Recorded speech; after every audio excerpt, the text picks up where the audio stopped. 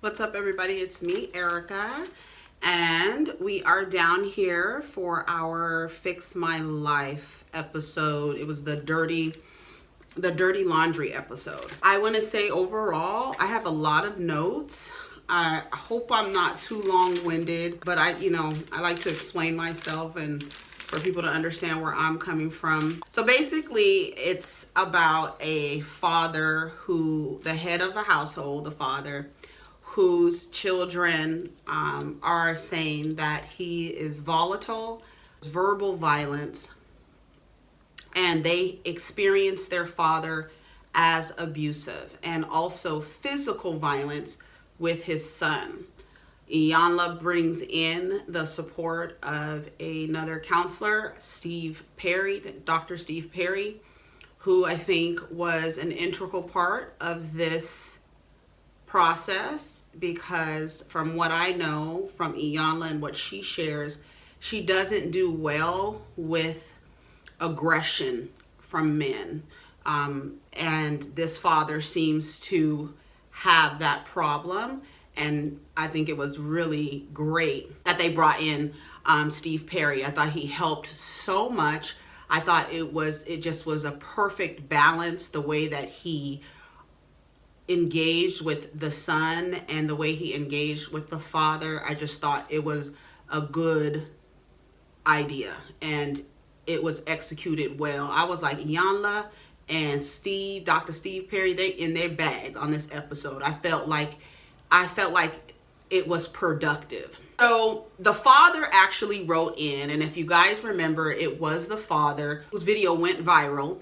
And in the video, he was talking about the financial support that he extends to his wife and his children, and telling his daughters that if nobody treat you better than your father. If they can't treat you better than your father, then you don't need them. So I remember that video when it came out, and I remember everyone applauding him for saying that he takes care of his family.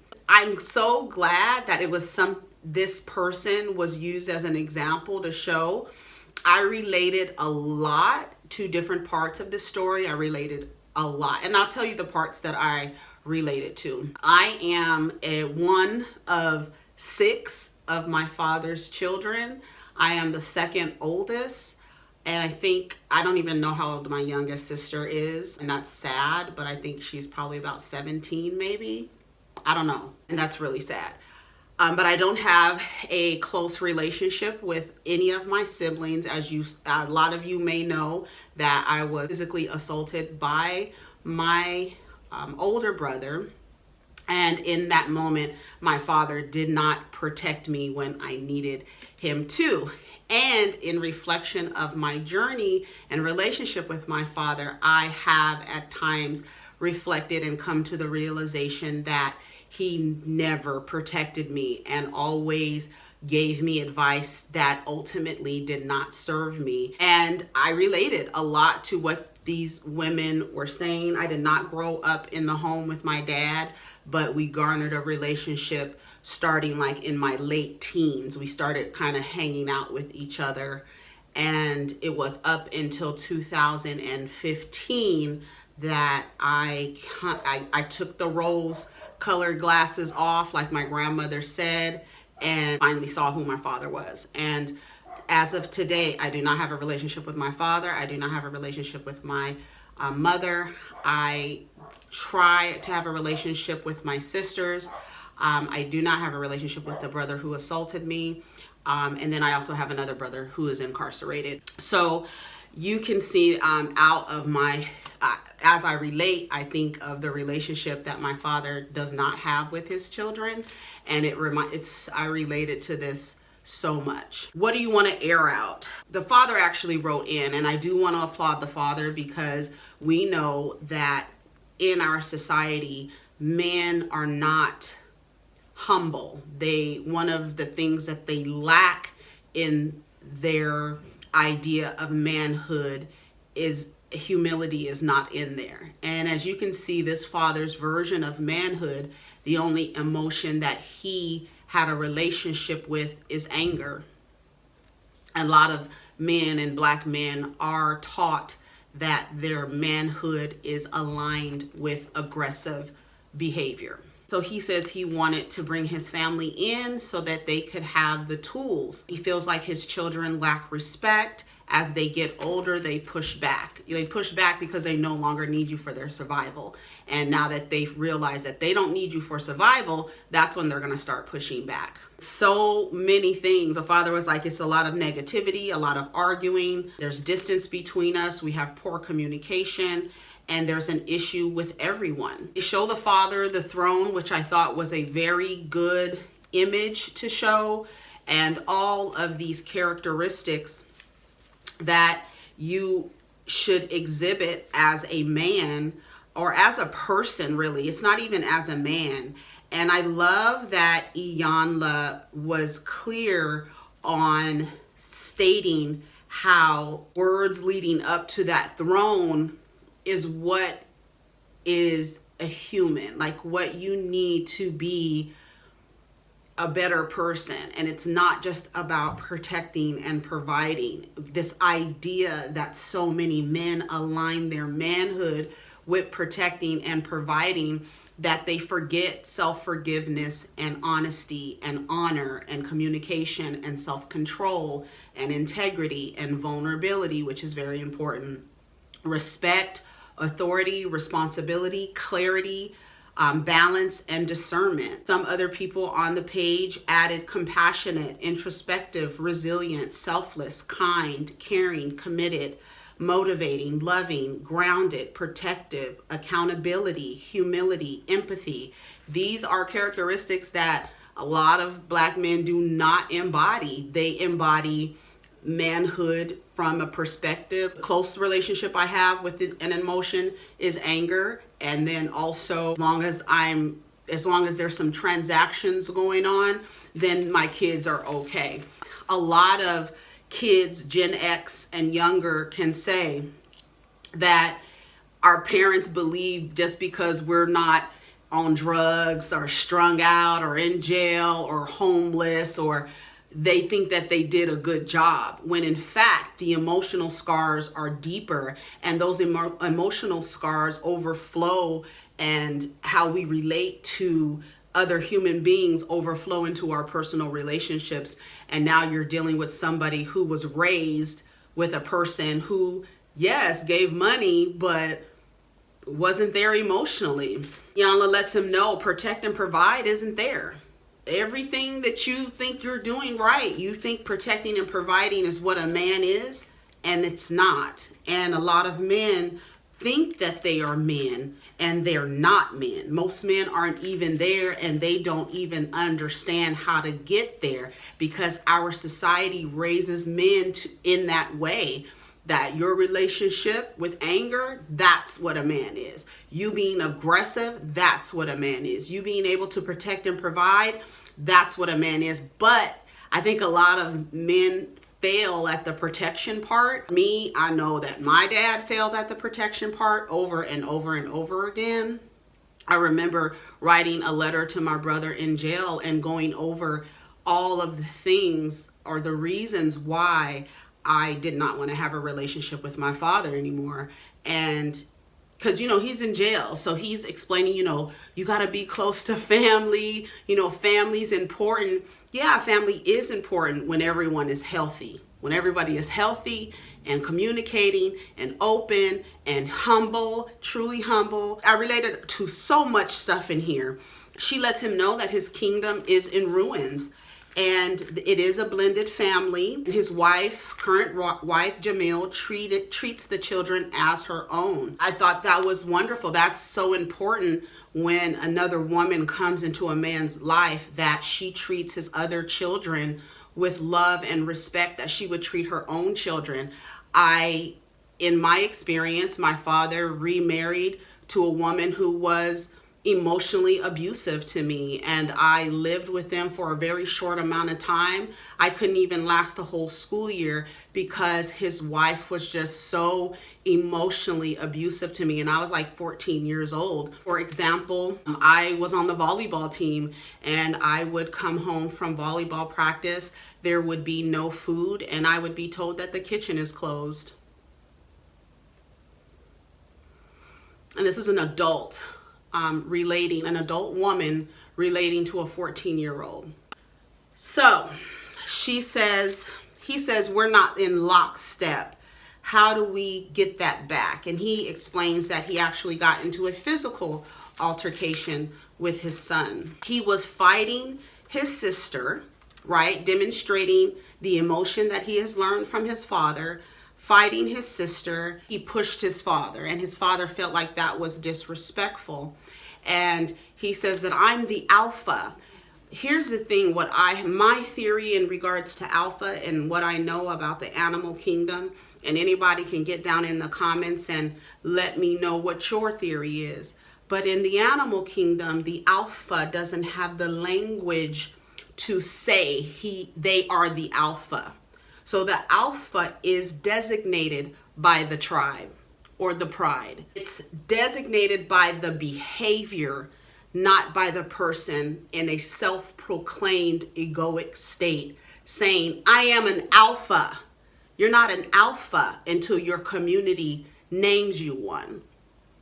So this idea that you're walking through your family as the alpha and the other male son who demonstrates your behavior because he's watching you as an example, and you pull him off of his sister. I wish my father pulled my brother off of me when my brother assaulted me, thought he had the right to put his hands on me. My father didn't turn around. He didn't turn around. He didn't look.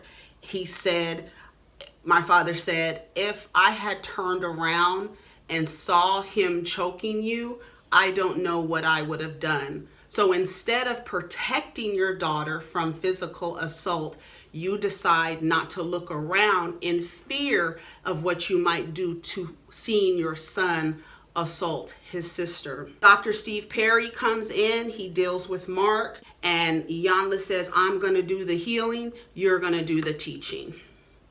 And I thought they made a great team.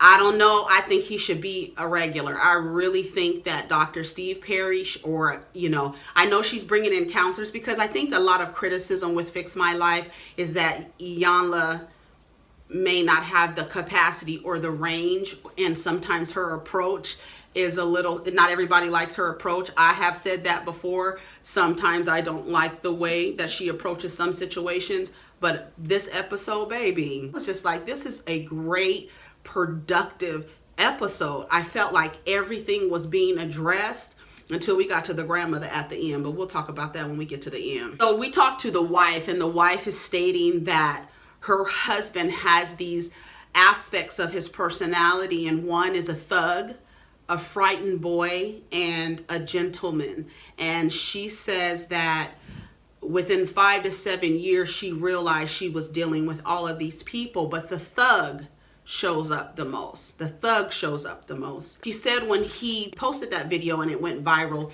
he was very excited and he felt validated. Like, see, these people, they agree with me. And a lot of people did, because I think a lot of people have a misinformed idea of what a man protecting and providing looks like.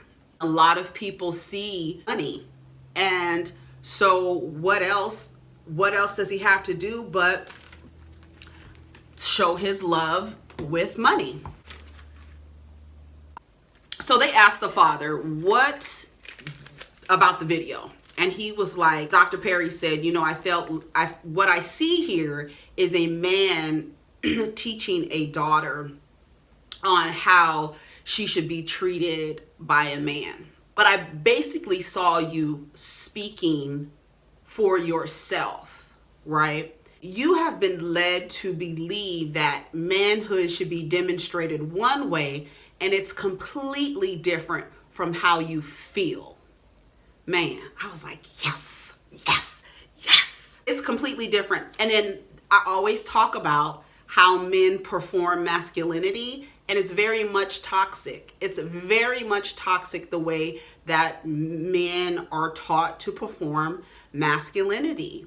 They forget the balance, and the balance is femininity. Shout out to Alex Rogers. That's what the balance is. And I think a lot of cisgender heterosexual black men are missing the femininity in their own person, and they demonstrate masculinity with aggressive and from right here and with aggression.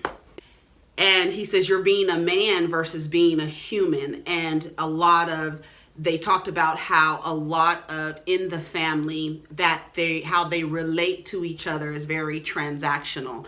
I related to that as well. I have been told that I'm ungrateful for the things that my father had given me or my mother had given me. I was ungrateful. It was very transactional. And I felt like that with my dad and my brother, my older brother, who is over 50 now. And I used to feel sorry for him because I felt like when my dad would talk to me about him in this disparaging way. So I figured he was talking about me to my other siblings in the same disparaging way as he spoke about them to me. And I felt like he wanted my brother to be a reflection of him. And when my brother didn't give him that, he was mad at him. So in other words, I want you, in order for me to like what you're doing, you need to do it like me. If you don't do it like me, then I'm mad at you, or I'm upset with you, or I'm irritated or annoyed by you. And I used to feel sorry for my brother, like, dang, he's really trying to make sure that he maintains a reflection. Sometimes he would rebel, but every time they went, like they didn't speak, or they would go weeks without speaking, it was because my brother didn't reflect what my father wanted him to be. And I just would think like, damn, that's just such a hard existence to have as a father and son. Like your father is like, you need to be like me, or I don't like how you move through your life. Not even having an idea, like maybe he doesn't want to be like you, like this 17-year-old. He's like, I don't want to be anything like my father. He's an awful father. He's a terrible husband. We'll get to that. One of the things that Dr. Steve Perry said was that he needed to breathe. What I'm feeling, you need to listen to hear instead of rebut. And I think a lot of men operate like that in their relationships when they're going back and forth with their partners or relating to other people in their family. It's like, I'm not even listening to you. I'm just waiting to defend myself or defend my actions or get into a debate instead of a discussion. The wife said that the trust was broken after he physically attacked her and choked her. And after that, she felt like, I can't be protected by this person. And that's, to me, I feel like when you put your hands on someone, whether it is a child or a spouse or a partner, whatever, you break trust, because you and I are supposed to be in a relationship that is safe. And if you violate that by violating me, I can no longer feel safe around you because you've crossed the boundary, and more than likely you will cross it again if there's no consequence for it. And that's how abuse starts, verbal abuse. And she said that he verbally abused her until she found her voice and started talking shit back to him. I was like, hello, honey, don't let these talk to you. And she says, are you open to healing your relationship with your husband?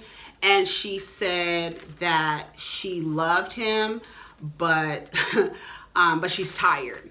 And she says, well, you've checked out of the relationship. And Iyanla told her, if you are taking from a man and not giving your heart, you're a hoe. You a hoe. Okay. And Baby, I was looking like, bitch, well, I might be young because I ain't giving my to none of these. None of them. But I thought it was really funny. But when you think about it, that's how the transaction happens. There's no heart in it. So you take from me, I take from you, but there's no heart in there. That's just purely transactional. You a hoe. I want you to use active listening skills. So they sit the daughters all in a room and they start talking with the daughters. Iyanla starts talking with the daughters and they explain how on the way home, one of them started poking with the other. It's a set of twins, a younger daughter and then a younger daughter. So it's like their name is Shanae or Janae, Ashley and Jaden, who is 18, and then Jordan, who is 17. Baby, they were in there arguing and Ashley got up and she got in their face. She said, bitch, you know better. And she said, and so what? And so what? you know your sister was going to beat your ass. But they were just verbally abusive to each other. She went outside. Iyanla was holding her. Iyanla is really good like that. Sometimes somebody just needs a hug and they just need a hug. And that's what she needs. She was like, I just need my father.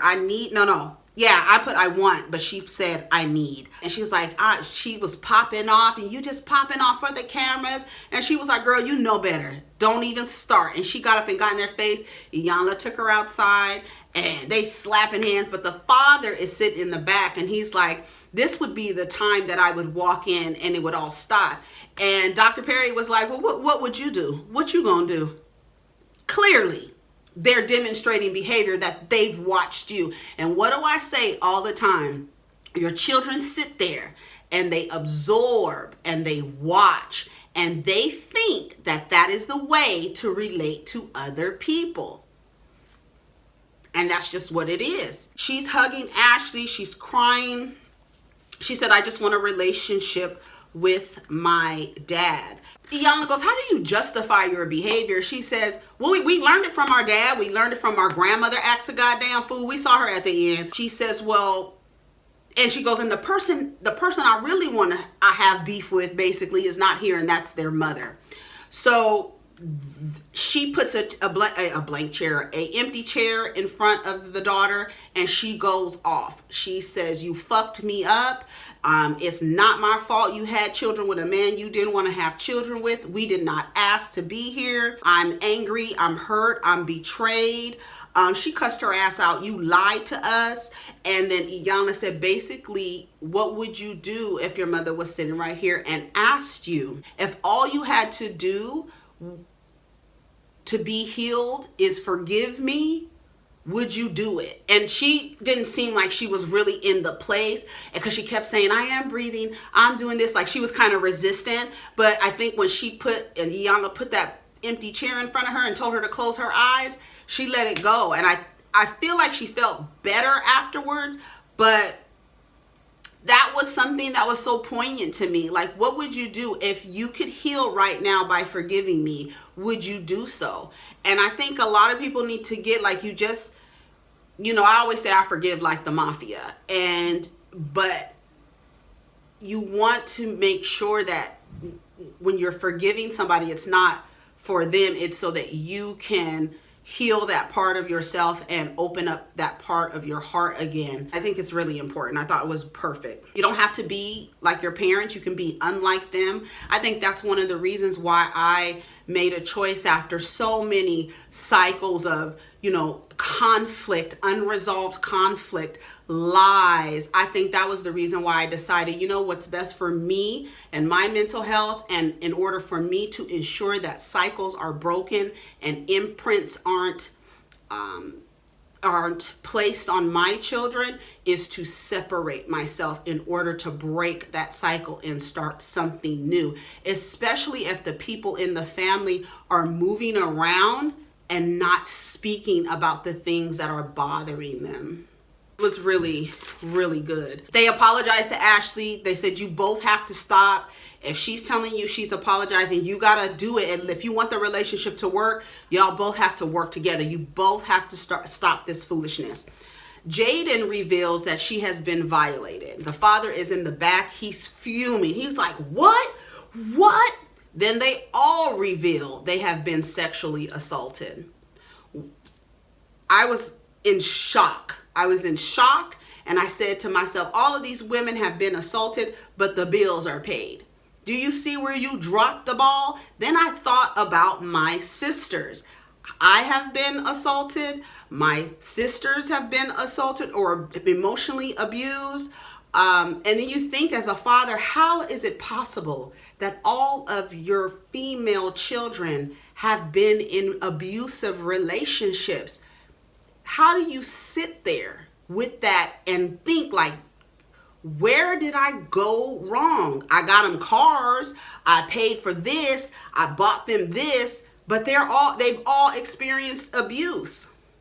And Iyanla told them, if y'all don't fix it, if you don't heal it now, you're going to send it to your daughters. And I thought about that. I thought to myself, and I was talking to Diva yesterday, and I said, I almost was in a relationship with someone, and this is how it goes. My grandmother, my maternal grandmother and my paternal grandmother were both abused in physically abusive relationships.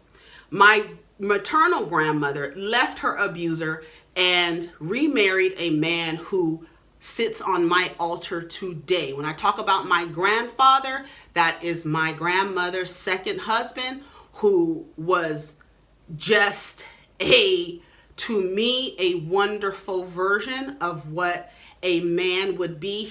My grandfather rarely got angry. He didn't cuss. The worst thing my grandfather would say is holy smoke. And if you heard him say holy smoke, everybody went to running like something is really wrong. But he was very quiet. He spoke up when he needed to.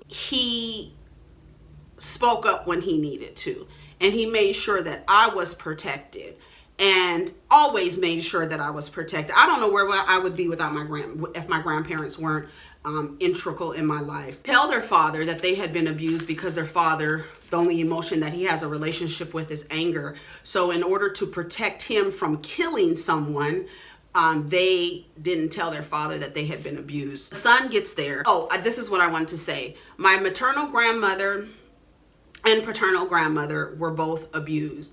My father's mother was abused. And then my father and my aunt. My father abused my mother. My uncle abused my aunt. Then I was in an abusive relationship. My grandmother, my paternal grandmother, and my aunt were in relationships and stayed in relationships with abusive men, and later had to take care of them in their illnesses. When I think about my son's father and how he was abusive verbally, emotionally, and later physically, and then later on he now has medical issues, I could have been that person to continue the cycle of being in an abusive relationship with a man and then only to turn around and have to be his caregiver. Oh my God, it made my head hurt just thinking about it. And every time I'm like, bitch, yes, you got the fuck out of that. And that's one thing. And all the bad decisions that I made, the best decision was not to stay in that shit, not to save face, even though I was embarrassed that someone as smart as me was in a relationship with somebody as abusive as that. And I allowed it. And with some encouragement from my father. I don't think that any father would encourage his daughter to wait for a man in prison and then tell her you would want it done for you. And with my ideas, like, dang, that's true. I would want somebody to wait for me if I went to jail. But you encourage your daughter to wait for somebody in jail. And when that man got out of jail, he physically, emotionally, and verbally abused her. How do you sit with that as a father? That this was your role. You had these children, and every line of all the girls have been abused. They're in abusive relationships. What happened? Where's the breakdown? How could that happen? Because your daughters clearly, well, in this situation, they don't trust their father. They don't trust that he will maintain his composure, that he would lose control, and they didn't want to lose their father and have him be in jail. So they set on their abuse. Here comes the son. The son is basically like, listen, I don't care. They already told him, listen, you cannot be a boy growing up with an attitude that you don't care. There's something worse than hate, and it's ambivalence. When you have no care, that's worse than actually hating someone. You can't grow into a man and not be a caring man, because you'll end up demonstrating toxic masculinity. He said, I don't care about the family issues. Who are you modeling manhood after? He says, myself. That's just like crazy. And she said, well, why wouldn't you model manhood after your father? And he said, because look at him. That's not an example. That's not an example. It's funny because my father, I think he kind of positions himself as the patriarch in our family, or in that family. And it's funny because it's like 2 divorces. None of your children really fuck with you. Why would anybody look to you as the patriarch? Why? When your branches are broke. And I applaud this father because he had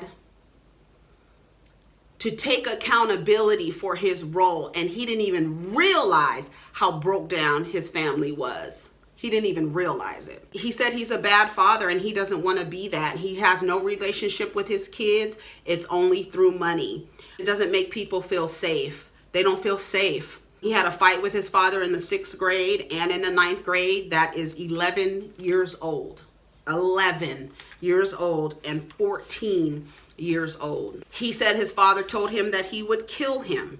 These are just 2 men. This is not a father and son. These are just 2 niggas on the street, basically, is what Dr. Perry was trying to say. The father was getting defensive. He's like, that's not what I said. That happened to me before when I came down here on YouTube and I said something. My father emailed me and was like, that's not what I said.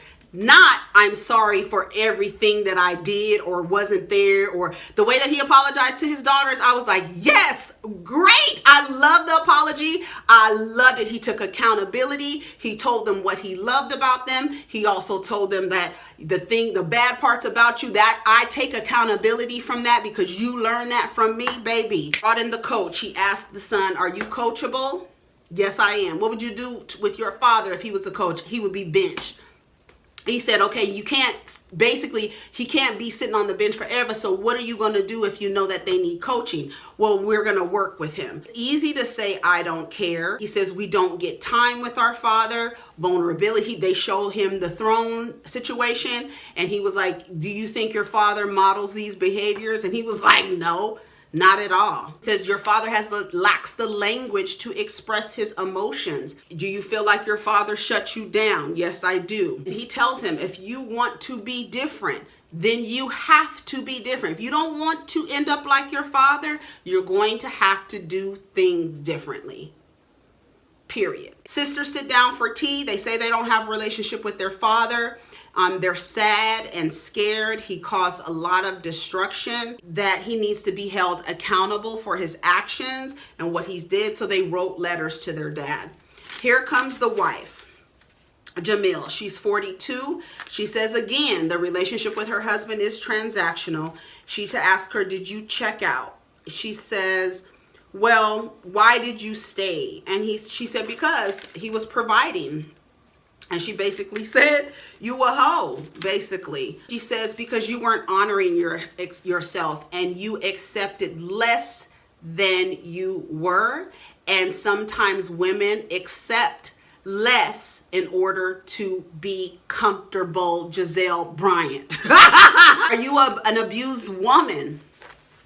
She was like, yes, I am. Verbal abuse, and she's learned how to pick her battles. She says sometimes she sees the good parts of him. And what's the cost to stay? She says you have to allow yourself to forgive yourself. And they get the husband and the wife together. And she tells Iyanla, what I asked you if you were an abused woman, and what did you say? And she says, I am. And he was sitting there looking like, God damn, I done fucked up everybody, huh? But the bills are paid. You were verbally and emotionally abusive. You only know rage. She says, I want peace. I don't trust you. You need to be a better husband. You need to stop fighting me. I know a lot of people who feel like they're in competition with their partner, and that they feel like when they come home, they're in a battlefield instead of a sanctuary. And I told myself I cannot be in a relationship with anyone who doesn't bring me peace more than they bring me war. I don't want to walk into my home and it be a battlefield. I just sat down with my sons and we sat in a circle and I had a conversation with them. And I said, your home is peace. Repeat after me. My home is my safe space. This is where I'm safe. My home is my safe space. It should not be a battlefield. If you're in a relationship where when you go home, you have to keep your armor on, you should reevaluate the relationship. You should take your armor off. It should be your sanctuary, your peaceful space where you can be vulnerable and show your heart.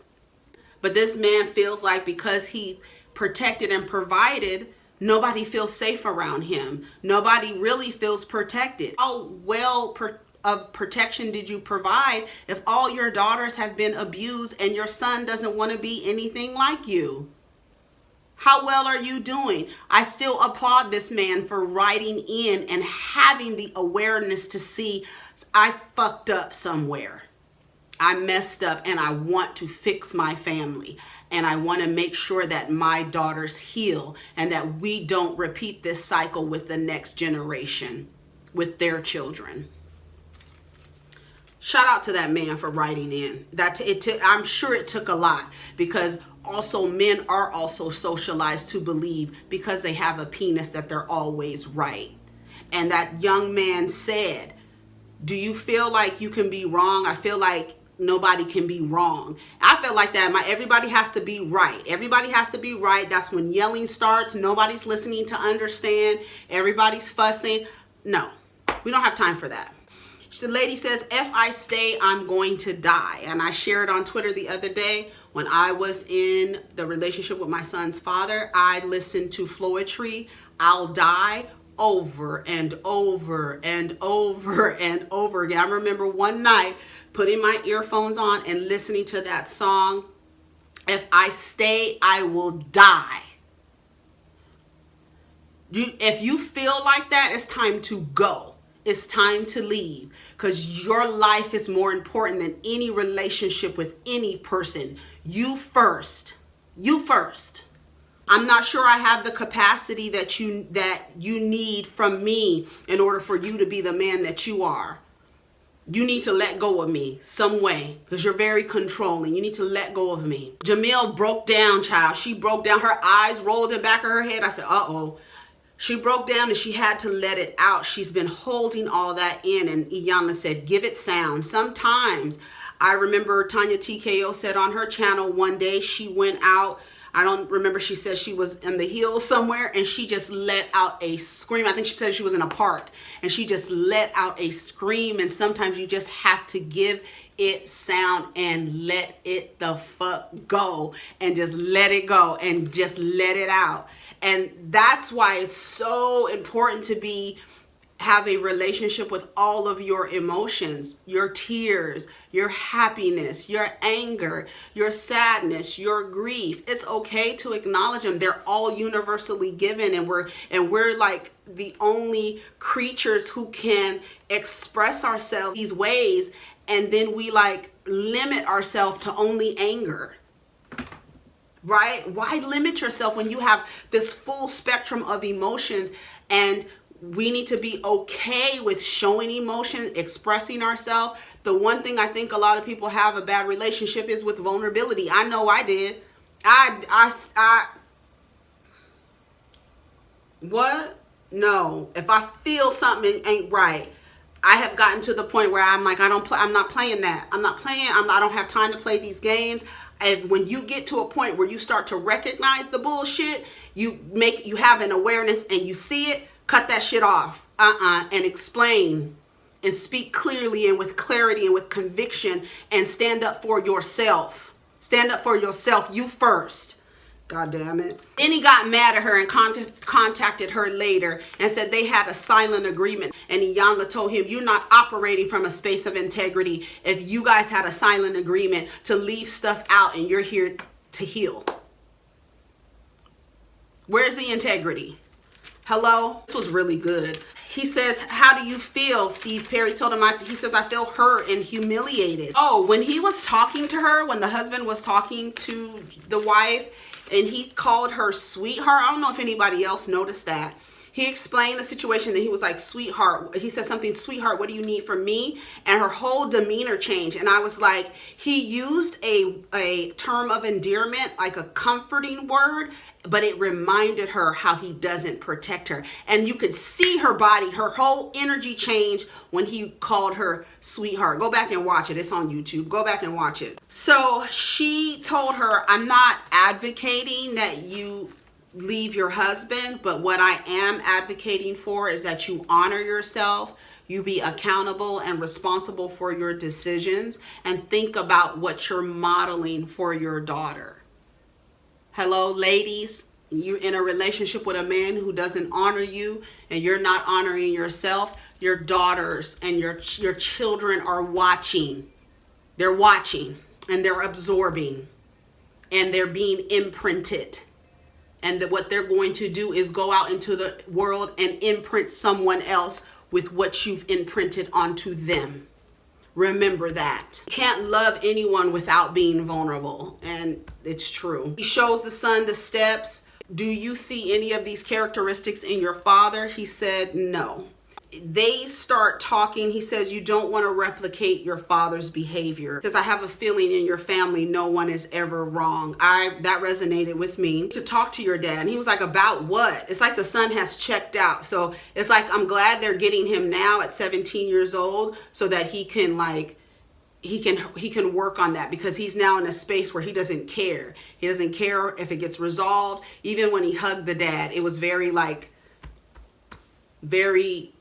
disconnected. Money isn't everything, the son said. We want to spend time. And he tells the son, if you look at my face, if you think I'm not angry with you, I've just been through a lot over the past few days and I'm not angry with you, son. He says, I want to change. I want to be better. They give each other hugs. And I feel like they have a lot more work to do, because the way that they hugged and he was like, you almost taller than me. Like, that's fake. He's trying.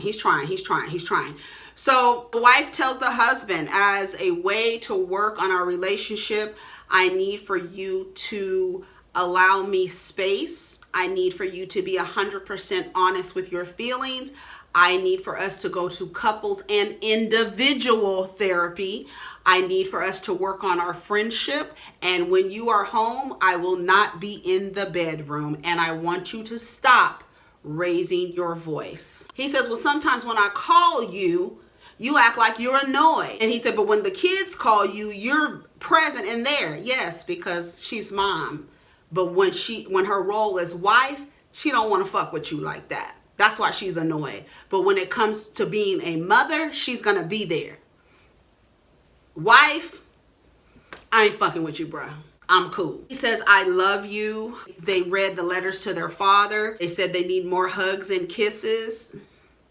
There's no excuses. He acknowledges seeing the daughter's pain and claiming that pain. And he says that I see that you've been abandoned and you're dealing with abandonment. And he says, I'll do better. Jaden says, I want to know if I can ask my grandmother something. Can I ask my grandmother a question? And Iyanla was like, okay, okay, that's fine. Where's Miss Dorothy? Bring Miss Dorothy in. Miss Dorothy comes in. She's 73 years old. This is Mark's mother. And she sits down. And the granddaughter says, I want to know why you don't like me. I want to know what I did to you and why you don't like me. Grandmother says, I love all my grandchildren, but some of them I don't like, and you're one of them. Iyanla says, I would rather my eyeballs fall out than to sit across from my grandchild and tell them that I don't like them. So it said to be continued, but you could tell because grandma was like, bitch, what you got to say? You got to say anything? She was like, what you want to know? Yeah, I don't like you. Can you imagine? Sometimes the kids feel it. They can feel when, the grandparent may not take to them or may not particularly care for them or feel like one grandchild is being favored over the other. It was a good episode. I can't wait to see the second part. Hopefully I was able to cover it and I didn't miss anything. But the fact of the matter is that I think overall it was a productive episode. I really think Iyanla and Dr. Perry did their thing. I really think that them working together, I would like to see more of that with them working together. I thought it was really good, and I'm glad that man wrote in. I'm glad he stepped outside of his ego and acknowledged that he may have dropped the ball. And as we can see, he has. And hopefully they can pick the ball back up and get back in the game. Anyways, y'all, take care of each other. Protect your energy. Remember you first. Remember you first. If you're doing anything for your children that dishonors yourself, i.e. staying in a relationship that is not honoring yourself, you need to reevaluate it. Reevaluate it. Like Iyanla, I'm not going to advocate you leaving, but advocate for you honoring yourself first. Anyways, take care of each other. Protect your energy. Peace.